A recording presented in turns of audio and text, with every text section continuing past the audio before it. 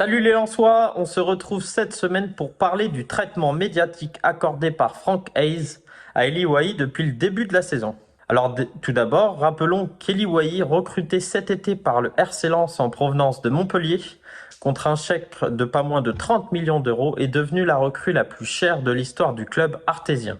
Et après 5 premiers matchs sans marquer, l'international espoir français a enfin trouvé le chemin défilé lors de la victoire face à Strasbourg le 29 septembre dernier. Mais malgré son but, Eli Wahi s'est attiré les foudres de son entraîneur Franck Hayes, qui a confié après le match qu'il en attendait plus de son nouveau numéro 9, surtout dans le jeu. Franck Hayes a dit, je cite, « Eli Wahi n'était pas agacé parce qu'il sortait, mais parce que des joueurs étaient exigeants avec lui.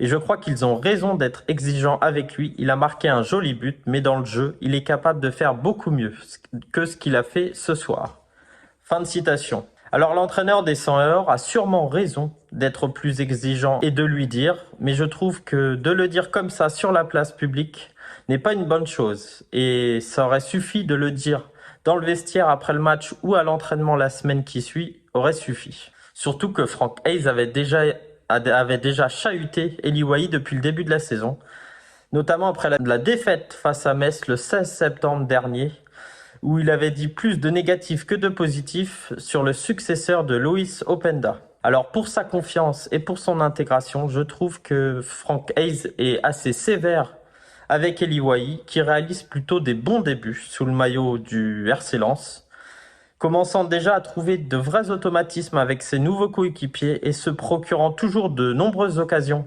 Match après match, Eli Wahi ne manque que de réalisme en ce début de saison. Alors ce n'est pas en le critiquant quelque peu devant les médias que cela permettra à Eli Wahi d'être plus tueur devant le but et de retrouver ses standards qu'il avait la saison dernière avec Montpellier. Merci de nous avoir suivis et n'oubliez pas, vous pouvez nous retrouver sur notre chaîne But Football Club sur YouTube et donner votre avis en commentaire.